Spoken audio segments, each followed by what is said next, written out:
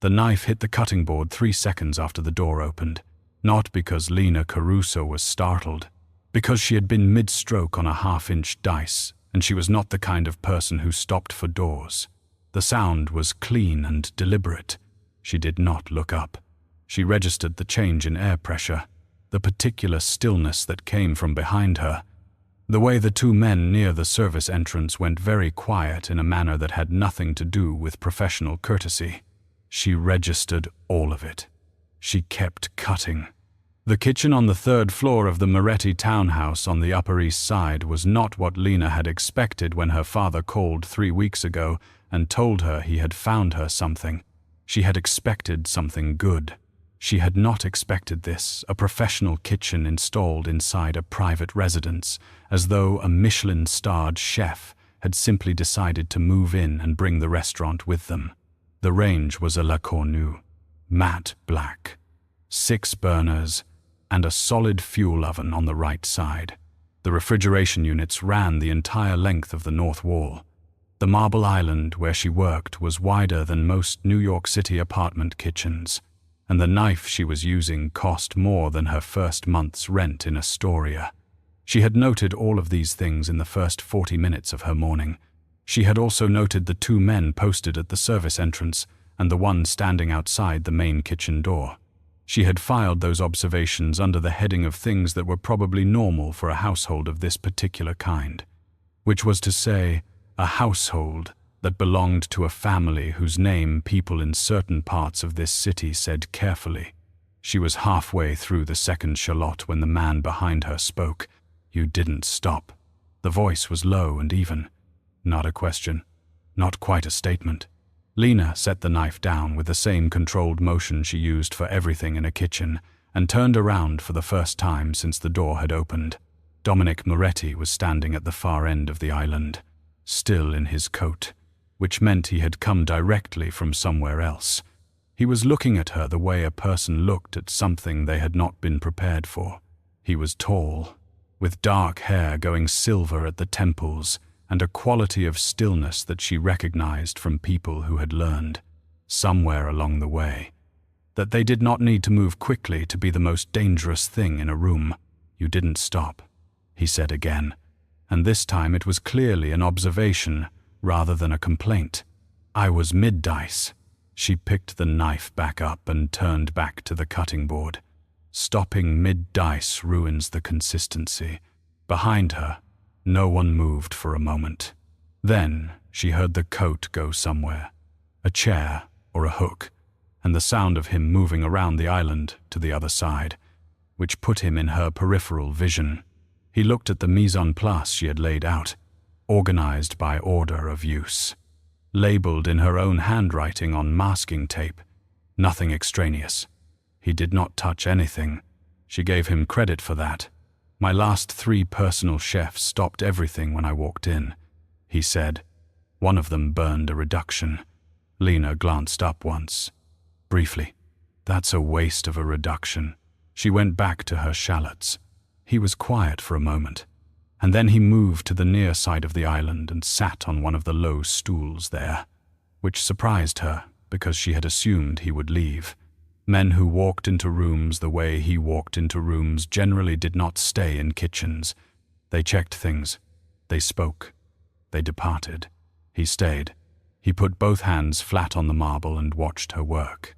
Lena had cooked in front of people before, in front of critics and investors, and once a very famous food journalist who kept exhaling loudly.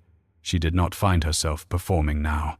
She found herself working, which was different and better. "What are you making?" Not a question. Something he was saying because the silence had gone on long enough. "Braised short ribs," she said, low and slow. 6 hours, minimum. I start the braise mid-morning so it's done by 7. There's also a cauliflower puree and a compound salad if lighter eating is preferred. I put 3 dessert options in the refrigerator this morning. You can choose from them, or I can choose for you if you don't have a preference. She was talking the way she talked in professional kitchens, efficiently and without apology. and she was aware it was probably not the way most people spoke to him. His expression shifted slightly. Not a smile. Something in the vicinity of one. 3 dessert options. Yes, I didn't know your preference yet. He looked at her directly. Nobody usually gives me options. They give me what they think I want. Lena set down the knife. I'm not here to guess what you want. Mr. Moretti, I'm here to cook. Those are different jobs. The silence that followed held a different quality. Something between evaluation and surprise. He looked at her for a moment with those dark, controlled eyes. Then he said, "Fair enough," and stood and straightened his jacket and walked back toward the door. At the door he paused without turning around. "The short ribs," he said. 7 o'clock. And then he was gone, and the 2 men near the service entrance exhaled in a synchronized way she would have found funny under different circumstances. She went back to her shallots. Her hand was steady. She was a little proud of that, though she did not plan to mention it to anyone. The afternoon passed the way afternoons passed in good kitchens, by task and by sense rather than by clock. Lena broke down the short ribs, seared them in batches in clarified butter until they were properly caramelized, deglazed with red wine, and added her aromatics, and got the braise into the oven at 1:30 in the afternoon. She worked through the cauliflower puree during the second hour, adjusting the cream ratio twice until the texture was exactly what she wanted. She was plating a test portion when Rafael Soto, the head of household security, came in through the service entrance with a clipboard and the expression of someone performing a routine task they found mildly unpleasant. He was compact and efficient-looking, with the professional politeness of people trained to deal with civilians without alarming them. He checked the refrigeration units, made notes, then said without looking up, "Mr. Moretti will be in his study until 6. He asked that you leave a tray if you need to step out for supplies." Lena set her tasting spoon down. "Step out," she repeated. Raphael looked up. Something moved behind his expression and then settled. "For anything you might need." From outside, she looked at him. He looked back with the blankness of a person who has said exactly as much as they intend to say. "I ordered my supplies this morning," she said. "They were delivered at 10. Raphael nodded once. "Small and economical. Good. Then you should have everything you need." He made another note and started for the door. Then Lena heard herself say, calmly and without inflection, "Raphael, the men at the door, are they here to keep people out or to keep people in?" He stopped. He did not turn around immediately, and when he did, she caught the half-second of recalibration before his expression settled back into blankness. "Standard security protocol," he said, "for all household staff." He said it the way people said things they had rehearsed, rather than things they believed. She held his gaze and then nodded as though satisfied, which she was not. "Thank you," she said. He left. Lena turned back to her puree and adjusted the seasoning. She thought about the word Raphael had used. Arranged. Not hired, not placed. Arranged.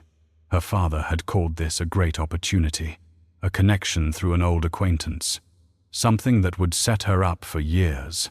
She had believed him because she had always believed him, because the kitchen was extraordinary, and because she had wanted to believe that something good was finally going the way it was supposed to go. She thought about the men at the door. She went back to her work, because the short ribs would need another 4 hours, and whatever was true about that word, she intended to find out. But not at the expense of a 6-hour braise. At 7 o'clock she plated the short ribs. The braise had reduced to the correct consistency, and the meat yielded exactly the way she wanted. Falling without being coerced, she carried the plate to the dining room herself, because she did not trust anything she had spent 6 hours on to hands that were not hers. Dominic Moretti was already seated when she came in. He looked at the plate. and then he looked at her. "Sit down," she said. "I'm the cook," he said. "I know who you are." She stood there for a moment in the doorway between what she had always been and something she could not yet name. Then she said, "I have cleaning to finish," and walked back to the kitchen, where everything was still hers, and nothing yet required her to understand it. By the end of the first week, Lena had established a rhythm that had nothing to do with the house around her and everything to do with the kitchen inside it. She was up at 6:30, in the kitchen by 7, prepping by 7:15. She kept her timeline on a notepad, taped to the inside of the cabinet above the spice rack, updating it each evening before she left for the small bedroom on the 3rd floor that had been assigned to her. The room was larger than her apartment in Astoria and contained a window that looked out over a courtyard she had not yet been invited to use. The room was fine. The kitchen was better. On some mornings, when the light came in at the right angle and the burners were going and every surface was where she needed it, she could almost ignore the fact that one of Raphael's men was always stationed somewhere between her and the front door. Almost. She had counted 3 different men, rotating in 8-hour shifts, at the service entrance, the kitchen door, and the hallway junction where the east corridor met the main staircase. No one had told her she could not leave, but no one had told her she could, either. On Tuesday, when she mentioned going to a green market 2 blocks north, Raphael said, with rehearsed pleasantness, that he could have anything she needed delivered within 2 hours. She said that was very kind. She did not mention the green market again. On Wednesday, her father called.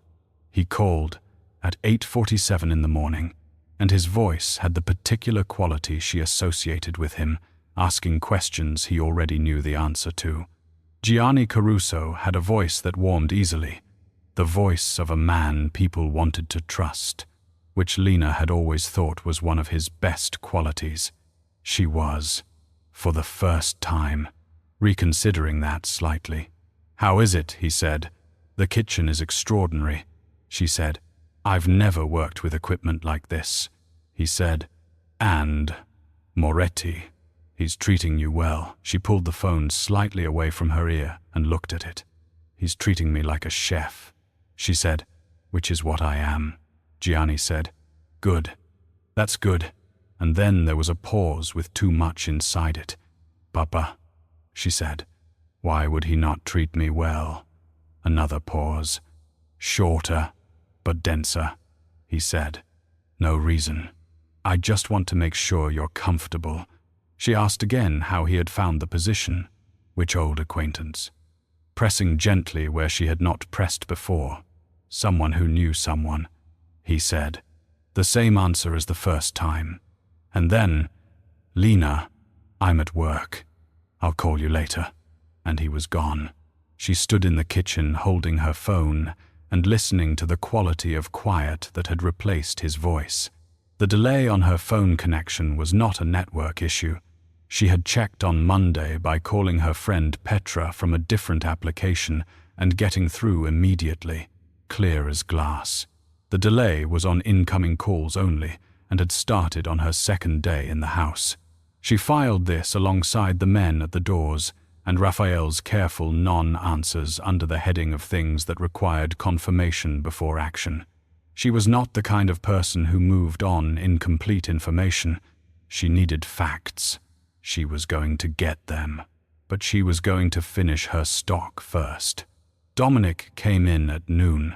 He had been coming in at noon for 3 days now, and Lena had begun to calibrate for it without meaning to. The way she calibrated for any recurring event in a kitchen. She had his coffee ready at 11:55 and set it on the near end of the island without comment, then went back to what she was doing, working through a compound butter for the salmon she planned for dinner.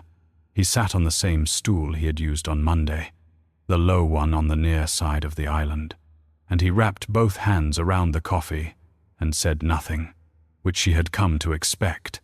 He was a man who used silence the way other people used speech, deliberately and with precision. She respected that, even while it made her slightly uneasy. because a man that controlled with his silence was also a man who chose very carefully what he said aloud. She was shaping the compound butter into a log when she set down the spatula and looked at him directly. "I want to talk to you about something," he said. "All right," and waited. She kept her voice even. The men at the doors, the delay on my phone, the way Raphael answers questions about leaving the house. "I'd like to understand what I've walked into." Dominic set his coffee down. He looked at her for a long moment. "You're safe here," she said. "I didn't ask if I was safe. I asked what I've walked into." Something shifted in his expression. Not quite surprise. Something more like recognition. He said, "There are people outside this house who have reasons to want to use anyone connected to me as leverage. That includes staff. That's a general answer. It's the answer I have right now." She looked at him a moment longer. "Is it the truth or is it the answer you decided I should have?" He did not respond immediately. And the quality of that pause told her more than his words would have. "Both," he said finally. "Not a lie. Not the full truth, but something honest enough to hold." She turned back to the salmon prep, because she was not going to get more than that today. He stayed on the stool for another 20 minutes while she worked. She was aware of him the way she was aware of everything in a kitchen that was slightly outside the norm peripherally, consistently, without letting it pull her off task. At 6:30 he came back, not his usual time, without his coat, which meant he had been in the house all afternoon. He stood in the kitchen doorway while she wiped down the island and said, "Eat with me." She said, "I eat in the kitchen." He said, "Tonight you can eat in the dining room." She held the cloth she was using and thought about the word can, which was different from should and different again from will. And she thought it was the most carefully chosen word he had used in her presence. "Why?" she said. He did not move from the doorway. "Because you asked me a straight question today and I gave you a partial answer. That was not fair to you." She set the cloth down. "And dinner fixes that." "Dinner doesn't fix it," he said, "but it's a start." She looked at him in a moment that contained a great deal of thinking and very little of it on her face, and then she untied her apron and walked to the dining room. The table was set for two, which meant it had been set before he came to ask her, and she noted that without comment, and sat across from him and poured her own water.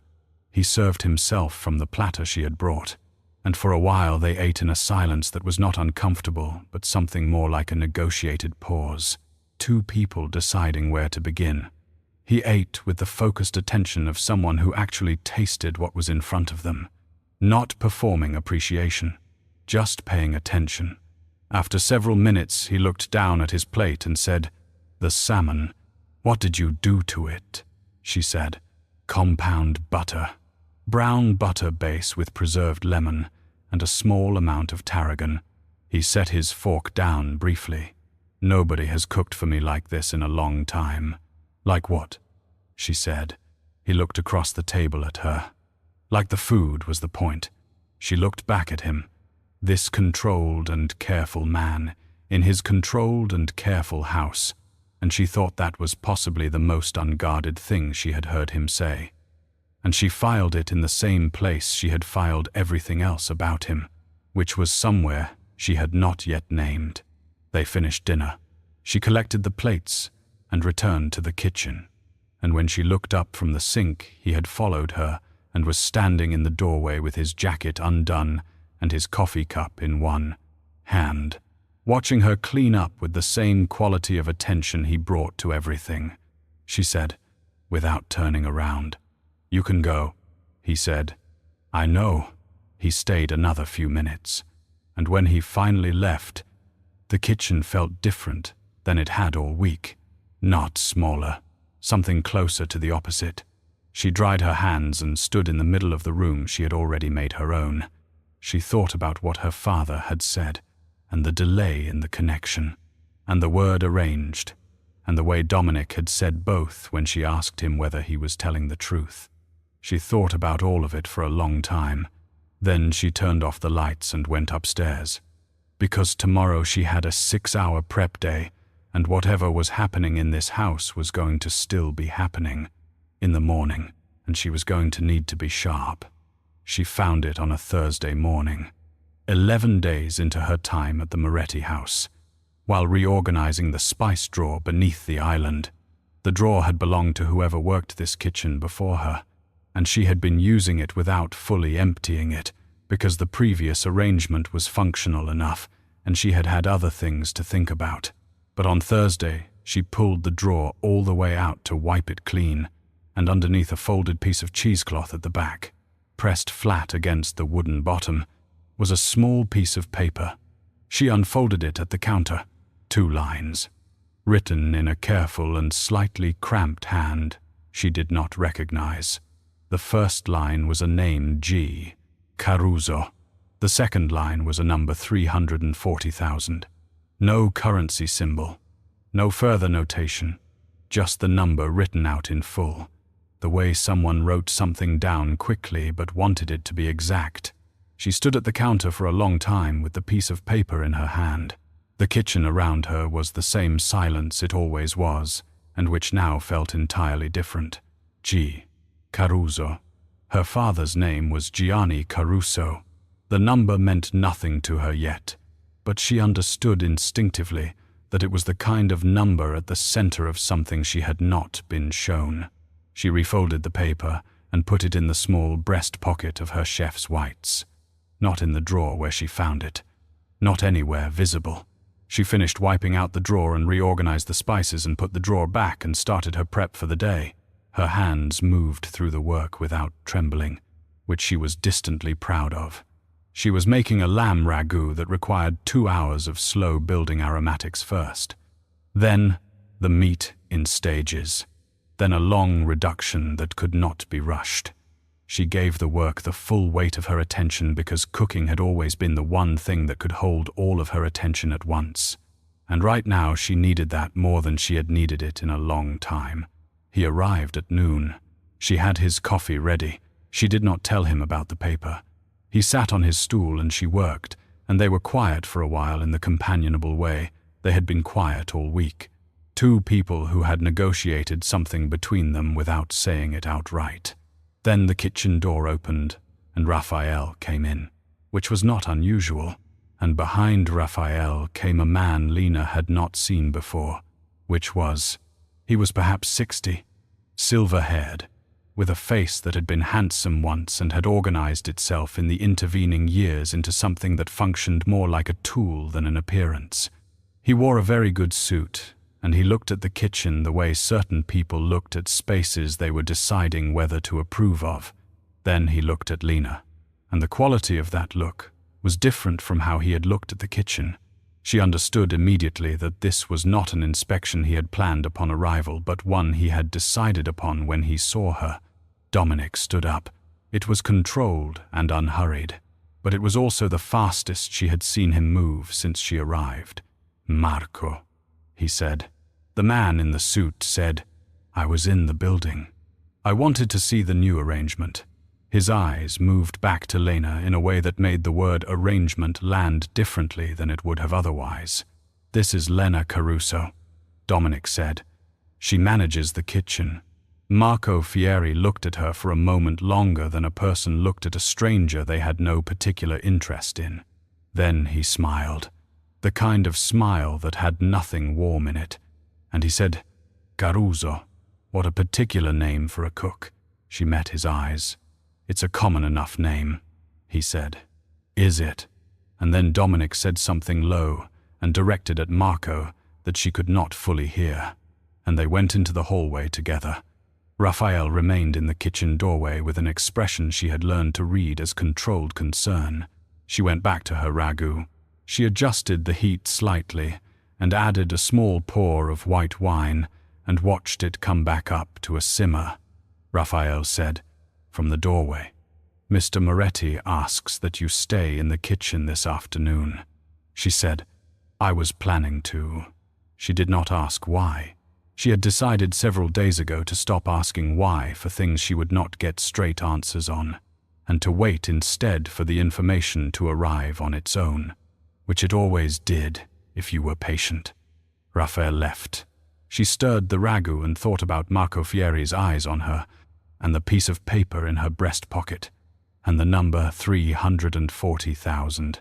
She thought about her father's voice on Wednesday with too much inside it, and she thought about the word arrangement, and she began to assemble a picture from these pieces that she did not yet want to look at directly. Dominic came back into the kitchen at 4 o'clock. He looked different than he had at noon, not in any visible way, but in the quality of his presence, which was tighter, more concentrated, the way air felt before a weather change. He stood at the far end of the island. "Marco Fieri," he said. "He is someone you should take seriously." She set down the wooden spoon she was holding. "I generally take people who look at me the way he looked at me very seriously." He nodded once. She said, "Is he why you've kept me in the house?" Dominic was quiet for a moment. There are people inside the family structure who would like to use certain relationships for leverage. You are connected to one of those relationships. "I can't tell you more than that right now," she said. "You keep saying right now," he said, "because I intend to tell you more, when I can do it without making things worse." "When?" she said. "When I have handled enough of it to make it safe," he said, and this was the most he had said about the situation in 11 days, and she could hear that he meant it. She turned back to the stove. She turned the heat down under the ragu and tasted it, and found it needed 10 more minutes and perhaps a small amount of finishing butter. She made the adjustment without rushing. She could hear him behind her, not moving, just present. That quality of stillness he carried everywhere. She said, without planning to, "I'm going to make something simple for dinner tonight," he said. "All right," she said. "Pasta, tomato, good olive oil, basil, nothing complicated." "That sounds good," she said. "It's what I cook when I need to calm down." There was a pause, longer than the ones before it. He said, "Are you afraid?" She kept her eyes on the ragu. "I'm careful." "There's a difference," he said.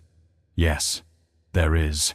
She heard him move to his stool, and she heard him sit, and she started the pasta water. She cooked the pasta in a wide pan with good tomatoes and a generous pour of olive oil, tore the basil at the last moment, finished with a thread more oil from the good bottle she kept near the stove, for exactly this kind of dish, the oil her mother had bought at a market in Naples 20 years ago, which Lena had been reordering from the same importer ever since, because some things you held onto when everything else changed. She plated 2 portions without thinking about it, set both plates on the island, and sat on the stool across from his for the first time in 11 days. He ate without speaking, which she had come to understand was a form of respect. The ragu moved slowly on the back burner. Outside the windows it had begun to rain. She was almost done with her pasta when she set her fork down and said, "There was a piece of paper in the spice drawer. Old. Left by whoever was here before me." She did not look up. It had a name on it. "And a number." She heard him set his fork down. She said, "I'm not asking you to explain it tonight." She looked up then and held his eyes steadily. "But I want you to know that I found it, and that I'm going to need you to explain it at some point. Not because I'm afraid, because I deserve to know what I walked into." He looked back at her for a long time. The rain came against the window steadily, and in the warm kitchen light his face had something in it she had not seen before. Not quite guilt and not quite resolution, but the place where people arrived when they had been carrying something too long. He said, "I know." She nodded once. "Then we understand each other," she said, and picked up her fork, and finished her pasta. She cleaned the kitchen after he left.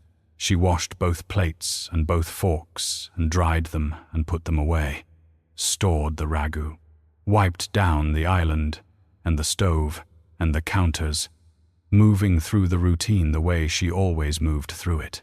When the kitchen was done, she stood in the center of it and took the piece of paper from her breast pocket and looked at it again. G. Caruso, 340,000. She folded it twice and put it back in the pocket she wore closest to her chest, because she was going to need to look at it again, and she wanted it where she could reach it, and because some things you carried with you until you understood them. She turned off the lights and went upstairs, and outside the rain kept on, and below her the hallways were quiet, except for the soft rotation of Raphael's men, moving from door to door to door. It happened on a Friday afternoon, 14 days after she arrived, while Dominic was in a meeting on the second floor, and Raphael was stationed at the front of the house, and the kitchen was hers in the particular way. It became hers in the mid-afternoon lull between prep and service. She was making pastry dough, which required cold hands and focused attention and a certain quality of stillness, and she was pressing the butter into the flour with her fingertips when she heard the kitchen door open behind her. She knew before she turned around that it was not Raphael and it was not one of his men. Marco Fieri stepped into the kitchen with the ease of a man who had decided he had permission to be wherever he chose to be. He looked around the kitchen with that assessing sweep that found and measured everything, and then he looked at her. "Don't stop on my account." His voice was pleasant. That was the most unsettling thing about it. She kept her hands in the flour and butter. "This isn't a good time," she said. "I'm mid-prep." He moved to the near side of the island and stood with his hands in his pockets. "I'll be brief," he said. "I want to talk to you about your father." She pressed the butter into the flour. Her hands were cold and steady. "My father isn't relevant to my work here." Marco tilted his head slightly. "He's relevant to everything else." She looked up. He was watching her with the patience of a man who had rehearsed this and knew where it was going. "Then say what you came to say," he said.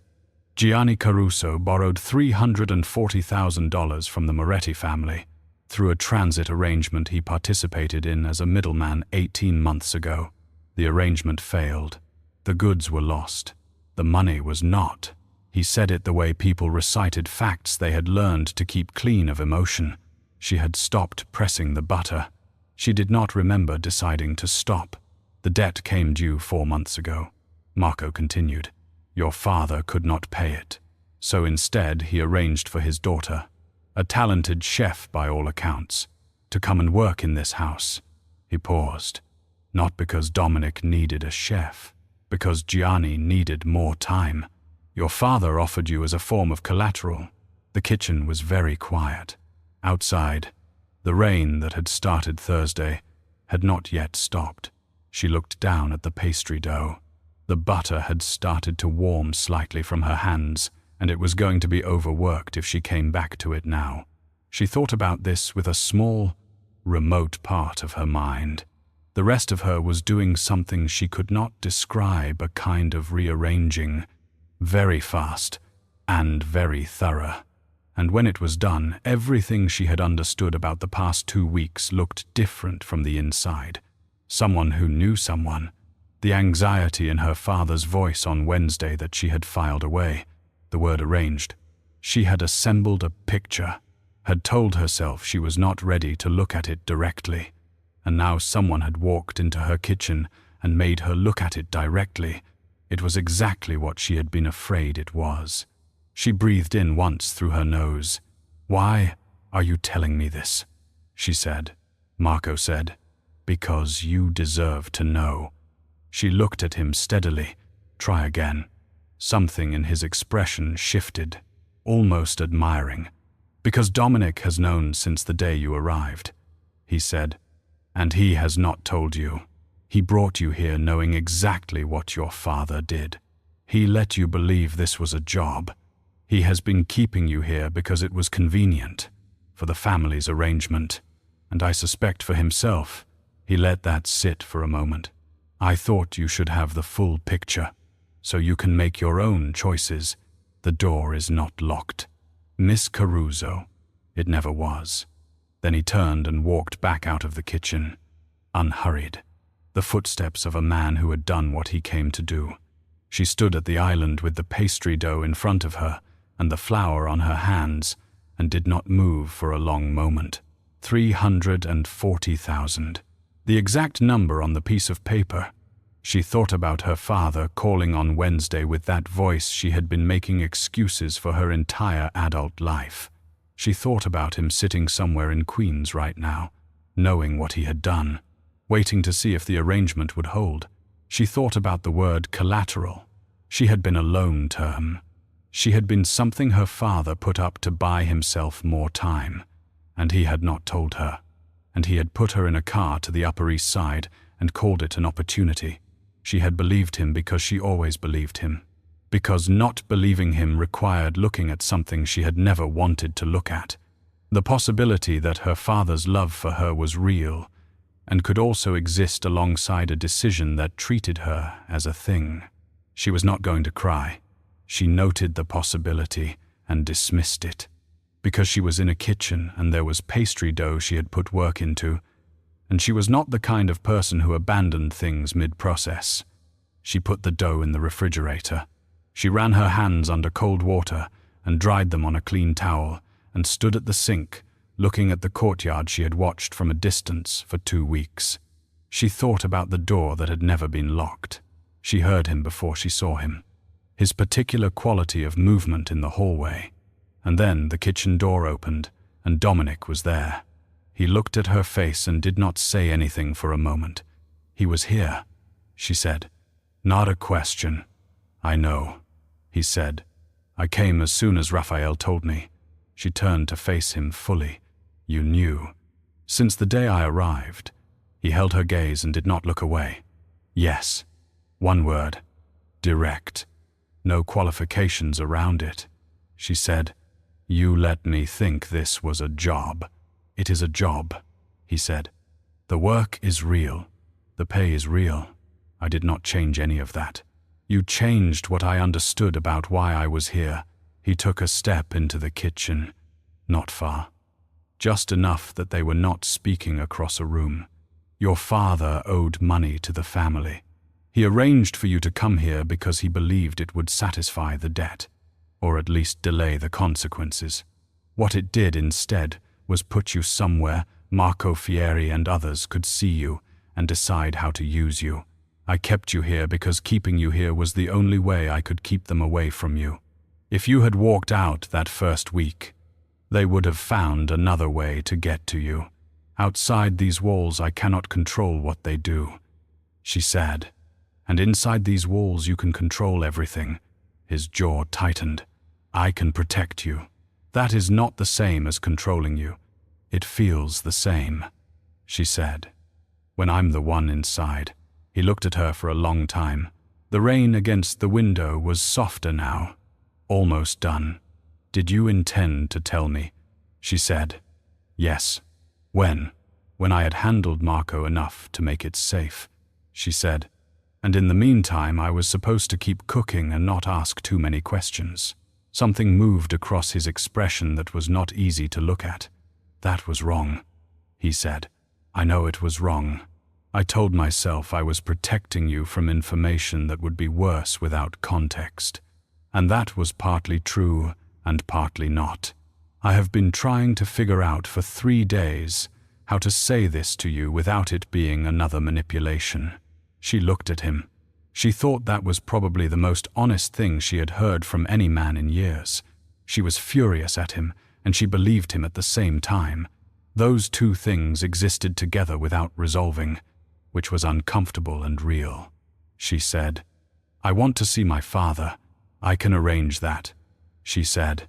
"I want to see him here. In this kitchen, where I have ground." He looked at her for a moment and then said, "All right," and she could hear that he meant it, not as a concession, but as a recognition, the way you recognize something you had underestimated. She turned back to the sink. "Marco told me the door was never locked," he said. "It wasn't," she said.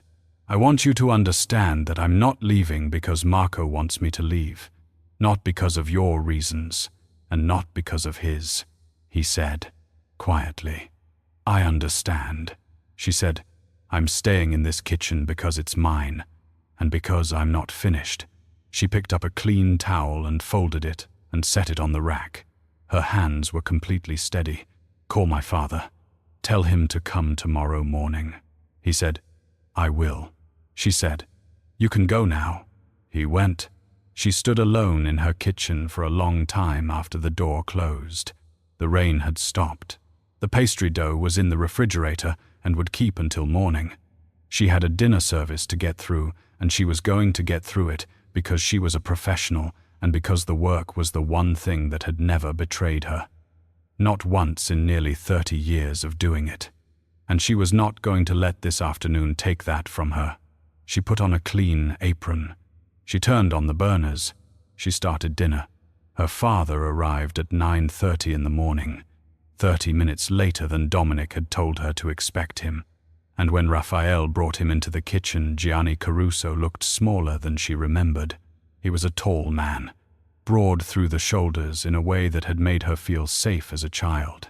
And the tallness and the broadness were still there, but something inside them had compressed. He was wearing his good jacket, the grey wool one he kept for occasions he considered formal, and he was holding his hat in his hands. When he saw her, he said, Lena, in a voice that had nothing left in it to hide behind. Sit down, Papa, she said, and went back to what she was doing. She had eggs going in clarified butter, low heat, moved slowly with a silicone spatula, the way she had learned from her mother, which her father had always said were the best eggs he had ever eaten. She plated them and set the plate in front of him without comment, and poured 2 cups of coffee and sat on the stool across the island from him. She watched him look at the eggs, and then look at her, and she could see it was the kindness of the eggs that was going to reach him before anything she said. She said, Tell me. He set his hat on the island and put both hands around the coffee cup, and he told her. The transit arrangement had been presented as straightforward a middleman role, coordinates and contacts. Nothing that required him to know the specifics of what moved through the logistics chain he was managing. He had needed the money because the restaurant supply business he had been trying to start had failed, and he had not told Lena because she had been building her career, and he had not wanted her to know he had failed at something.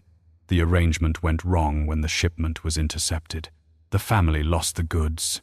The money her father had been paid as a middleman was considered absorbed into the debt. He had spent 18 months trying to find a way to pay it back, and could not. And when Marco Fieri came to him 4 months ago and suggested the arrangement with Lena, he had told himself it was a job, that she would be safe. That Dominic Moretti was a man who kept his word, and that he would find the money in the time it bought him, and she would never have to know the rest of it. He stopped talking. He turned the coffee cup slowly in his hands, the way he always turned things when he was working out what to say next.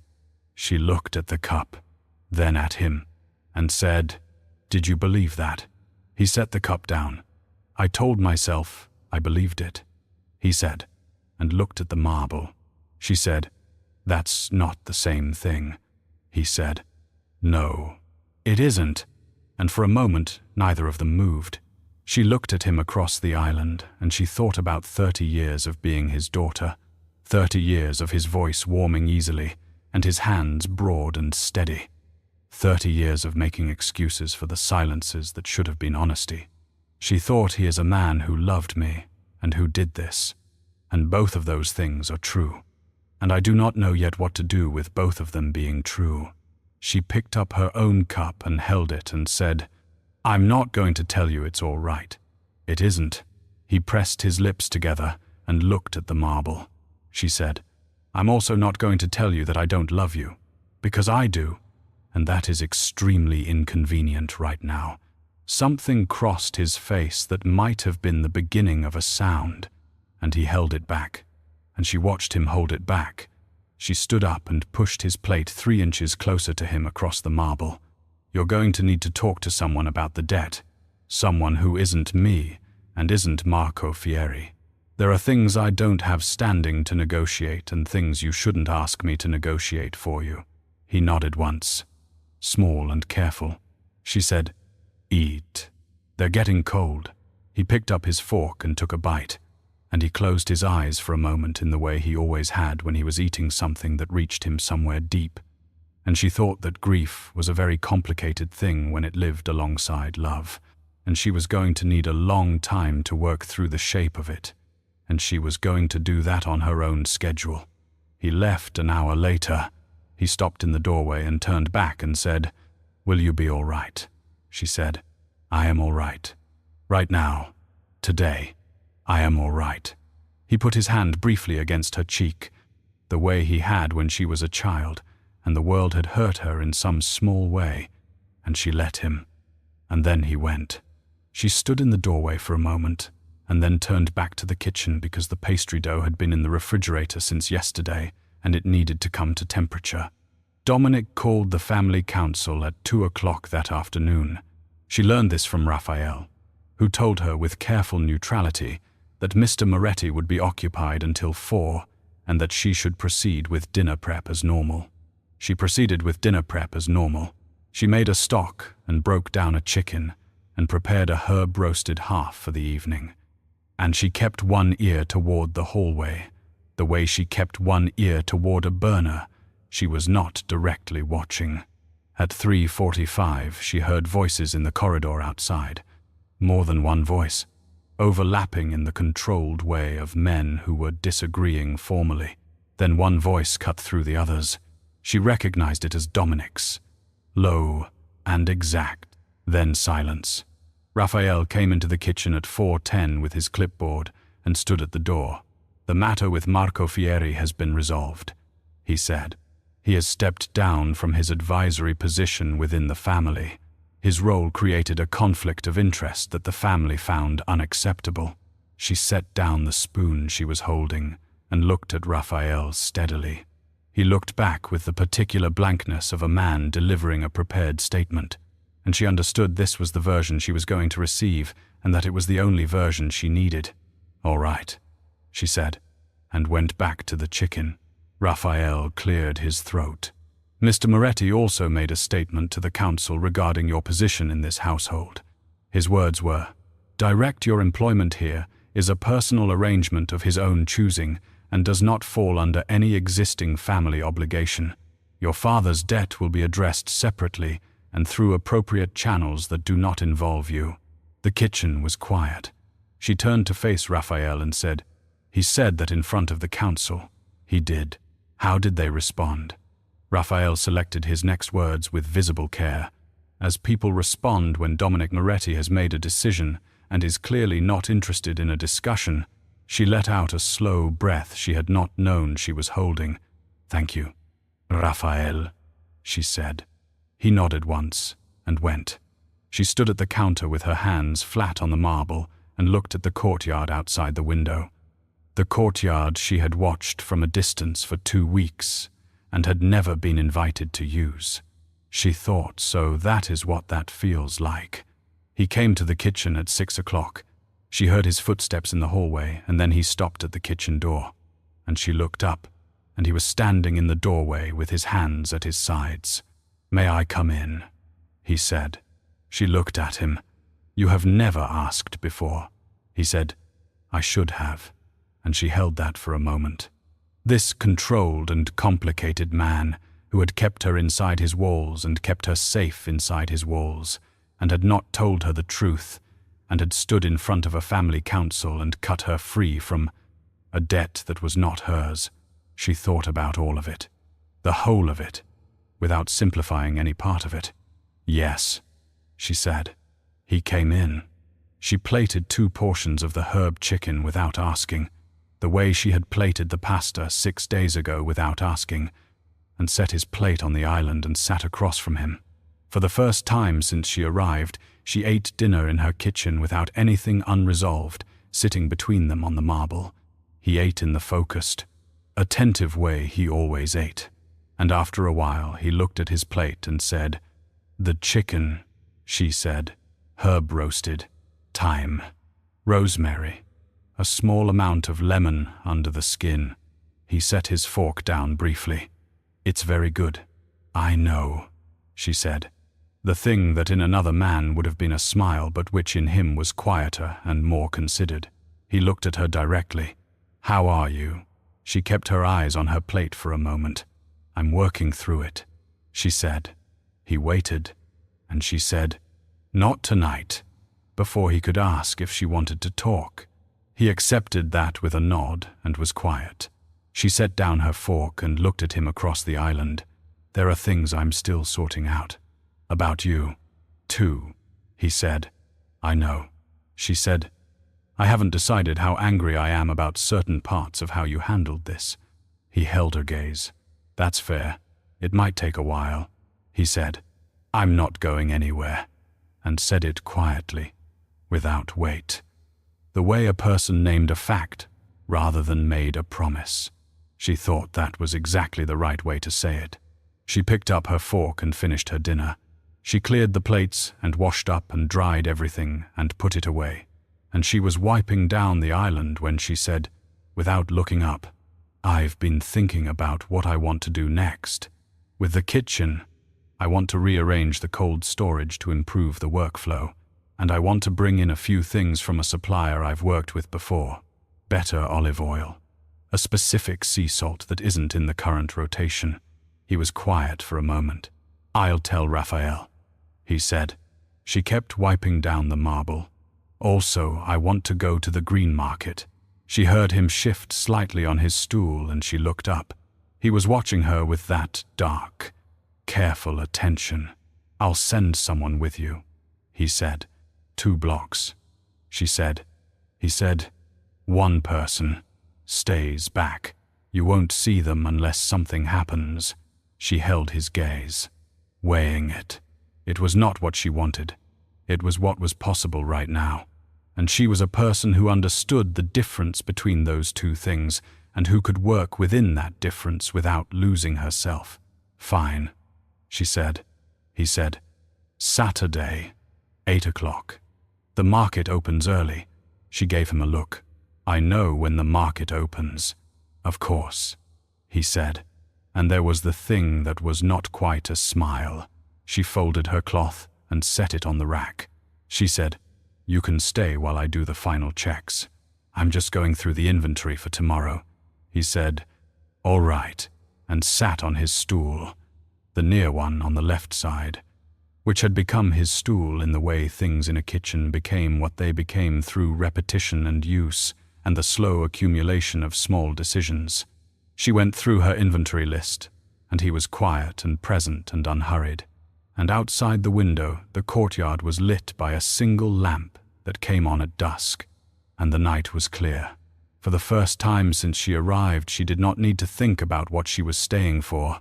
She was staying because she had chosen to stay, because the kitchen was hers, because the work was real, because there was a man on a stool at the end of her island who had a long way to go, and so did she. And the distance between where they were and where they were going was not nothing, but it was navigable. She had always been good at navigating by taste and by instinct, and by the particular knowledge that came from standing at a stove long enough to understand what was happening inside the pot, even when you could not see it directly. She closed her notebook. "I'm done for tonight." He stood. "Good night, Lena," he said. It was the first time he had used her first name. She looked at him and said, "Good night, Dominic," and it was the first time she had used his. And the kitchen held that for a moment in the way kitchens held things, warmly and without judgment. He walked to the door. He stopped with his hand on the frame and looked back, and she was already turning off the lights one by one, and she did not look up, and he did not need her to. He left. She finished turning off the lights and stood for one moment in the kitchen that was hers, in the dark that was comfortable and familiar, and she breathed in the smell of roasted herbs and good stock and the faint, particular scent of the olive oil she was going to replace on Saturday. She was a person who was not where she had planned to be, and who was all right. She was going to cook breakfast in the morning, and lunch, and dinner, And every meal after that, for as long as it was what she chose. It was what she chose. That was enough. And it was a beginning.